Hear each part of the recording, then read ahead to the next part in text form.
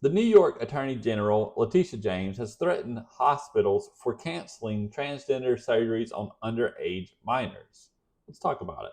So, two transgender surgeries for two 12-year-olds in New York were canceled last week, and that resulted in thousands of people, at least 2,000 people, protesting in the streets because of those transgender surgeries being canceled. And in response to that, Letitia James sent a letter out to these hospitals saying that they could not cancel these transgender surgeries because that would violate New York state law. And the reason why they were canceling these surgeries was because Donald Trump signed an executive order that stated that federal funding would be withheld from hospitals that provide gender affirming treatments, including puberty blockers and hormone treatments to transgender people under the age of 19. Now, why it's 19 instead of 18, I don't know, because I am a firm believer at 18 you should have all your constitutional rights, including the ability to buy firearms, including the ability to have transgender surgeries.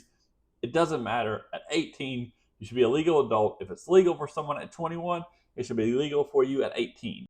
All that is to say, having 12-year-olds having transgender surgeries is absolutely crazy. And the fact that New York and the Attorney General Letitia James is threatening hospitals because they refuse to give 12-year-old surgeries for transgender care is fucking nuts. And I sincerely hope the hospitals that refuse to block doing these outrageous surgeries on 12-year-olds do lose their federal funding. Because last I checked, federal law overrides state law. Federal executive orders overrides state executive orders. It's just the way that the United States is structured and just the way that things should work.